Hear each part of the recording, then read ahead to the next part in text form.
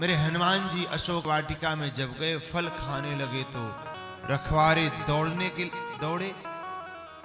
हनुमान जी फल भी खाएं और पेड़ भी उखाड़ करके फेंकें और टहनियों को भी तोड़े कि खाए सी फल यारू बिटप उपारे, रक्षक मर्दी मर्दी मही डारे। जब फल खाए, जब राक्षस लोग रोकने के लिए गए तो मेरे हनुमान जी ने विशालकाय रूप लिया, 25 को इधर पकड़ा और 25 राक्षस को इधर पकड़ा और सीताराम सीताराम सीताराम कह के रगड़ रगड़ के जो है उनको मूर्छित कर दिया। अब जो कुछ अधमारे बचे थे डरते डरते गए भगवान की कृपा से रावण के पास और बोले, हे दशकंधर नाथ एक आवा कपि भारी, तेहि अशोक वाटिका उजारी, खायस फल अर बिटप उपारे, रक्षक मर्दी मर्दी मही डारे। अच्छा महाराज, एक ऐसा बंदर आया है जो वृक्ष को उखाड़ करके मार रहा है। इतना सुनते ही दशकंधर ने अपने बेटे अक्षय कुमार को भेजा, बहुत से राक्षसों को साथ लेकर के भेजा। जब हनुमान जी के पास पहुंचे तो हनुमान जी तिरछी निगाह करके देखे और इस बार हनुमान जी ने राक्षसों को रगड़ा नहीं, अपितु अपनी पूंछ में लपेट लपेट के पटका है और झाड़ू सी लगा दी है पूरे अशोक वाटिका में। महाराज अक्षय कुमार मारा गया कि कछु मारे सी कछु मर देसी, कछु मिले सी धरी धूर, कछु पुनि जाई पुकारे, प्रभु मरकट बल भूर। कछु मारा, कुछ को रगड़ा, कुछ में धूल में मिला दिया। अब सारे जो राक्षस बचे हैं वो फिर जाते, बोले महाराज मारा गया मारा गया मारा गया। रावण ने कहा बंदर मारा गया, राक्षस ने कहा नहीं महाराज बंदर नहीं मारा गया, आपका बेटा मारा गया। अब की बार महाराज मेघनाथ को भेजता है दुष्कंधर। मेघनाथ रथ पर सवार होकर के बहुत से सुपटों के साथ जाता है। तो हनुमान जी से युद्ध करते करते जब ब्रह्मास्त्र चलाता है तो ब्रह्मास्त्र की आज्ञा को मानना हनुमान जी की मजबूरी है। हनुमान जी उसकी आज्ञा मानते हैं और ब्रह्मास्त्र में बंद करके राजा दशकंधर के जो है राजसभा में प्रवेश कराए जाते हैं। अब रावण हनुमान जी को देख करके हंसता है। जब हंसता है और कहता है, अरे बंदर तेरी इतनी हिम्मत, तूने मेरी अशोक वाटिका उजारी, तूने हमारे रखवारों को माला। हनुमान जी ने कहा महाराज मेरी बंदर की जाति, भूख लगी थी सो खा लिया। और बंदर की ऐसा व्यवहार होता है कि खाता भी है तोड़ता भी है। तो महाराज व्यवहार के वशीभूत होकर के मैंने टहनियों को भी तोड़ा। फिर ये लोग जब मुझे मारे तो जिन मोहि मारा ते मैं मारे, ते ही पर बांधे तने तुम्हारे। जिसने मुझे मारा मैंने उसको मारा, उसके बाद भी आपके पुत्र ने मुझे बांध लिया। रावण हंसा। हनुमान जी ने कहा रावण मैं आपको सचेत करने आया हूं, मैं वास्तव में भगवान राम का दास हूं और मैं आपसे यही निवेदन करता हूं कि आप भगवान श्री राम के चरणों में ध्यान करें और मां जानकी को वापस लौटा दीजिए और लंका पे अचल राज करें। इतना सुनते ही क्रोधित होकर बोला, बोला बिहसी महाअभिमानी, मिला हम ही गुरु कपि बड़ ज्ञानी। हंस के बोला, अरे वाह ये बंदर मेरा गुरु बनेगा। अभिमानी था महाराज, जबकि ये नहीं जानता ये बंदर कोई और नहीं, साक्षात मेरे भोले बाबा हैं जो रुद्र अवतार में अवतरित भए हैं, जिसकी उपासना करता। महाराज कहा बंदर को अपनी पूंछ से बहुत प्यार होता है, क्यों न इसकी पूंछ को जला दिया जाए।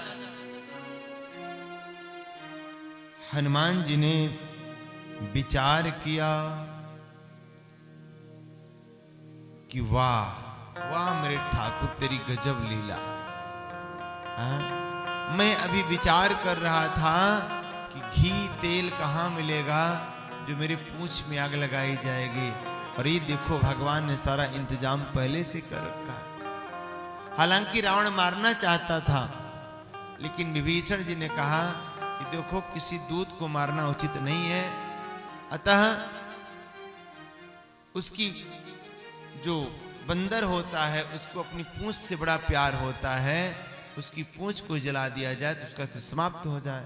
और वास्तव में यह हनुमान जी की कहानी नहीं, यह हम सब कहानी है कि हम सबको अपनी पूंछ से बड़ा प्यार हो।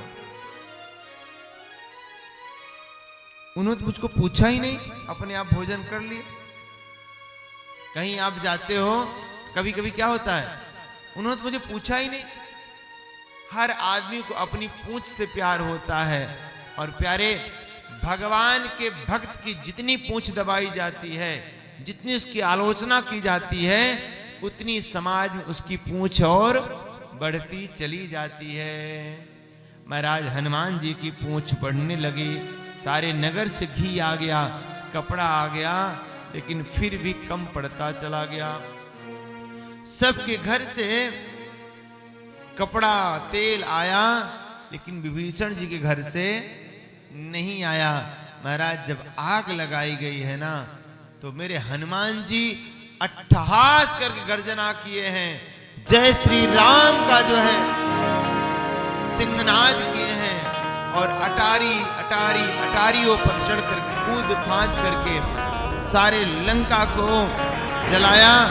केवल एक भगवान की कृपा से विभीषण का घर नहीं जलाया, और सारे नगर को जलाकर राख कर दिया।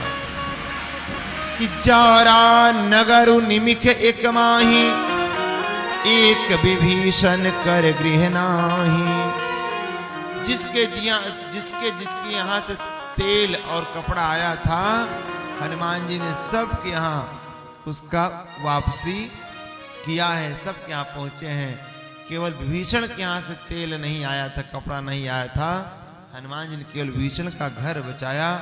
और उसके बाद समुद्र में कूद गए, और वहां अपनी पूंछ बुझा करके माँ के पास आए। बोले माँ अब मैं जा रहा हूं, मुझे कुछ निशानी दीजिए। तो मैया ने चूड़ामणि उतारी तब दयऊ, हरस समेत पवन सुत लयऊ। दीन दयाल बिरदु संभारी, हरहु नाथ मम संकट भारी। चूड़ामणि दिया कि जाक संदेशा देना। मैया ने अपनी चूड़ी उतार करके हनुमान जी को दिया, और कहना भगवान राम से, हे प्रभु आप दीनों के दयाल हैं, आप कब कृपा करेंगे, कब हमको यहाँ से लेकर के जाएंगे, कब हमारे संकट को हरण करेंगे। इस प्रकार से माँ का आशीर्वाद लेकर के, संदेशा लेकर के हनुमान जी वापस गए।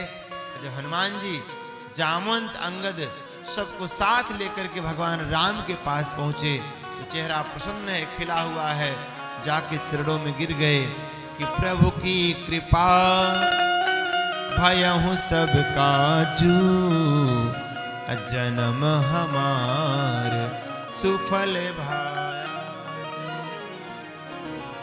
जाके मां जानकी का जरा सारा संदेश सुनाते हैं।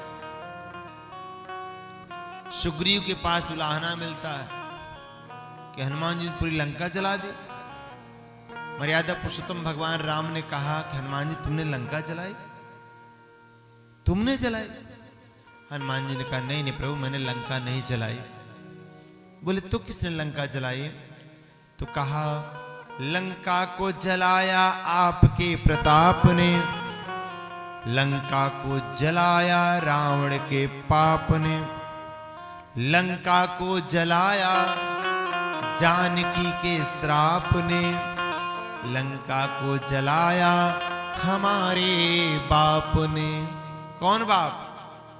28 करिगर जा चले मरुत 49।